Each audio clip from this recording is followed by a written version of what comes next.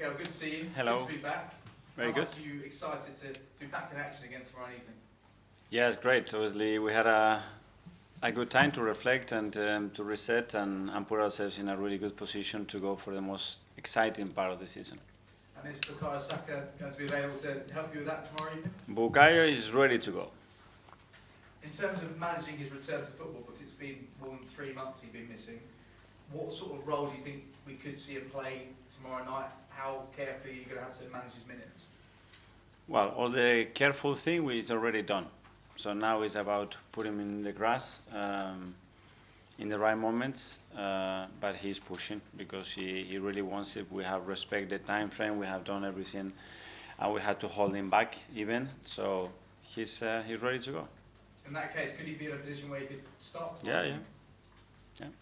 And how much of an impact do you think he can have now in terms of what you're saying is the most exciting part of the season now? As much to play Well, it's another massive weapon that we have with him. We know the impact that he's had in the team and how important his role and his contribution is to our success. So great to have him back, obviously. And elsewhere, how are Ricardo Calafiori and Yuri Timber doing in terms of their availability for tomorrow? Yeah, well, Ricardo unfortunately picked up an injury again with the national team. Really unfortunate the way it happened. It could have been much worse. So hopefully it's going to be a matter of weeks. But we'll have to see how that injury evolves. And Jurian, he was ill for a long period, quite badly. He's felt much better in the last few days, so he's available. And we just met Andrea Berta. How excited are you by the appointment that the club have just made? Yes, I think it's a big addition to the club, a big addition to the team, a team that is already formed with a lot of great people. Well, Rich leading it, obviously, but as well with James, with Jason, with a lot of people at the club that they've been doing such a good work. So it's about building out that chemistry, and I believe Josh is being fully involved in the process as well. So we are all very excited to have him. How much do you feel like he can help the club, especially in the transfer window? We've seen his reputation for signing some of the best players in world football over the course of the last decade or so. Well, you just met him, and straight away, it's the words that come out are always winning, improving, and demanding. And he's a person very honest, very straightforward, very clear vision what he wants to do. He was so willing to join us, which is a very positive thing as well, because he had many other possibilities, and he's chosen to come to us. And now it's about us giving him the support and all the understanding of the situation and context straight away, and for him to start to do what he's already done for many, many years at the highest level, which has been very impressive. Finally, 9 matches left to play in the Premier League. What do you think is possible for Arsenal between now and the end of the season? It's possible to win tomorrow, and the preparation is to be better than Fulham and beat them tomorrow. And if we do that, we're going to start to generate a good momentum. It's going to help for both competitions. Thank you. For Charlie from the Premier League. Hi. Just to confirm, is Ricardo's injury, it is a knee injury? Sorry, Ricardo Calafiori, it is a knee injury? knee injury, yeah. In terms of him, he's had a number of injuries this season, so how much of a blow is this latest one in terms of his mentality as much as his physicality? Yeah, 2 injuries. They were picked with the national team. One it was a kick, and the other one is a really bad turn twist when he slips with the surface, and the other one it was muscular. But I mean, the main 2 injuries that he had, very little to do, very unfortunate. Fulham tomorrow at home. Of course, they suffered a disappointment of being knocked out of the FA Cup at the weekend. Do you think the way that they lost that game actually makes them more dangerous opponents, because you could well expect a big reaction tomorrow night? Well, I don't know. It's always a really tough opposition. A team that is very well coached. They've been together for many years. They have great organization, a lot of individual quality, and very clear identity of how they play, how they want to approach the games, especially against us. So we're going to have to be really good tomorrow to beat them. Marcus Silva has today been speaking about Emil Smith-Rowe, the fact that he's had a lot of ups and downs this season, and he's kind of failed to find that consistency in his game. How good of a player do you feel, having worked with him, he can be?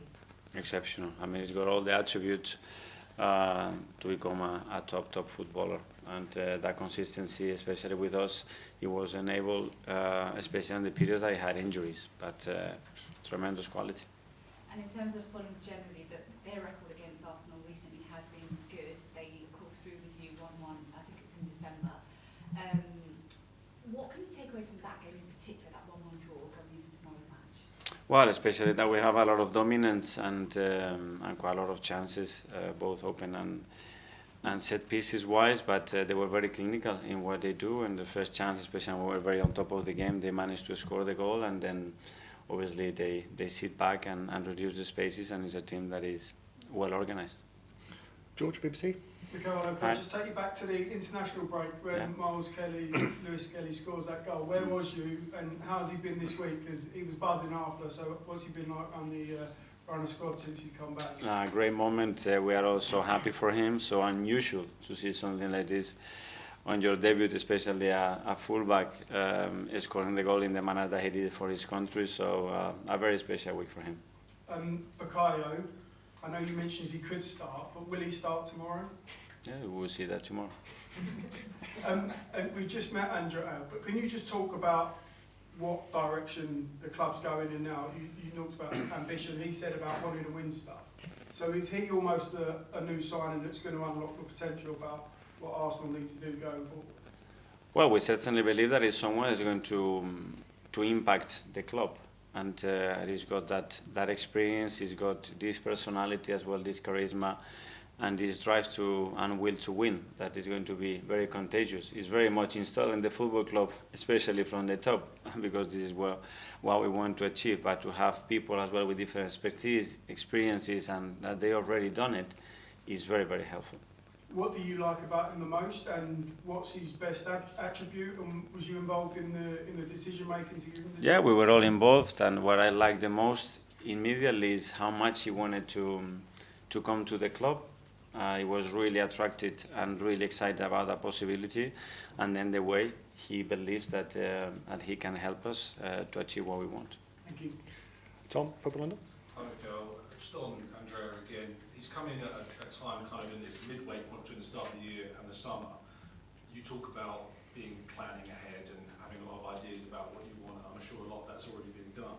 So what's that dynamic going to be like with somebody coming in with already established plans in mind, but also someone who wants to bring their own ideas? Well, that's what I mentioned, that the good thing is the strong team that we already have in place, you know, and all the work that the recruitment that Jason, James, and all the boys they've been doing, and everything is prepared. And then that planning has to be tweaked, because before you plan and you execute, most of the times ends up being a bit different. But the direction, the vision, and what we want to do is clear. He will jump on board of that, and hopefully he will twist it and make it better. That's why he's here.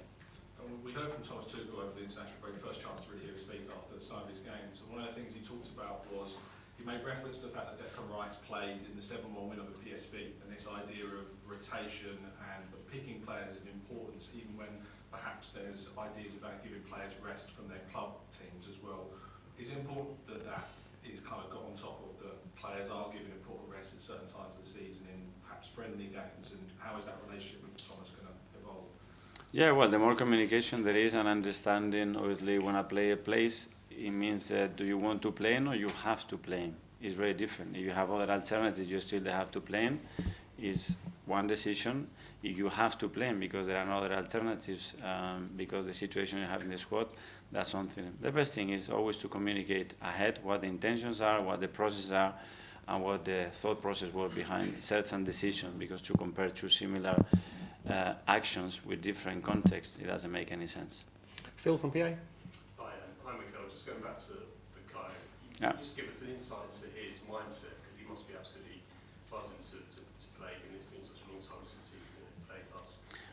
Well, it's more the energy that he transmits, you know, that he's missed the thing that he loves the most in his life, which is to be around the team, to play, to train, and to compete at the highest level. And the fact that he's able to come in the most important part of the season, obviously, is a massive boost for him and to the team as well. And just because he hasn't played since December, are you confident that he'll be able to hit the ground running? Because obviously you've got Madrid next weekend. Yeah, especially to get that out of your head, you know, that you haven't played for 3 months, but you played for the last 48 months. So 3 in 48 is a very small percentage. So yeah, I haven't done maybe the housekeeping duties for a week, but I've done it for 10 years. So I know what to do it, I know how to sustain it, and I'm clever enough to maintain that. The habit is certainly there. So don't think about that. Okay, the last couple in the live section. Firstly, gentlemen here, I think Via played Denmark. Canopus, yeah, sorry. For French TV Canopus about Martin Odegaard. Can you explain us what does it bring to your team and what his qualities? I need a lot of time to do that. It's great. He's the captain. He's one of the most important players. His consistency levels are incredible, and yeah, it's a player that defines our way of playing. That's where I would put it, basically. And why did you choose him to be the captain now for 2 years? Well, because we believe he's the right role model for the club and for the team. Okay, and finally for the live section, we'll go to Mel. Hola, Mikel. Hi. Quedan 9 partidos hasta el fin de la temporada y también estás en los cuartos para la Champions League. Mm-hmm. ¿Cuáles han sido los aspectos más positivos que has visto del equipo hasta ahora? La capacidad de adaptarse a situaciones muy difíciles, sin ninguna duda. ¿Y por qué? Porque hemos tenido muchas situaciones difíciles, muchísimas lesiones de jugadores muy importantes durante mucho tiempo y también muchísimas sanciones y jugar muchos partidos con 10 jugadores. Y la capacidad que tiene el equipo de competir, de rebelarse contra eso y estar donde estamos, creo que tiene muchísimo mérito. Y en su debut con Inglaterra, Miles Kelly marcó su primer gol para su país. ¿Desde cuando ha regresado, tú has visto alguna evolución o cambio en su personalidad, en su carácter, en su confianza? ¿Cómo está desde su regreso? En su personalidad espero que no, porque por marcar un gol con la selección no debería de cambiar. Su ánimo, su nivel de confianza creo que está alto y eso creo que es muy bueno para cualquier futbolista y creo que está empezando a juntar experiencias muy bonitas durante un periodo de tiempo muy corto y creo que lo está asimilando muy bien. ¿Y cómo pasa a usar eso usted mismo? ¿Cómo? ¿Cómo pasa a usar como su cambio en confianza y su... No es un cambio, es una evolución, porque al final esto es un estado de ánimo, pero luego cada balón, cada acción que haces en un partido, ese estado de ánimo va cambiando. Sobre todo que saber que esto es parte de un proceso y es un camino que él está empezando a recorrer, que de momento todo está yendo muy bien y que hay que hacer las cosas para que eso siga de esa manera.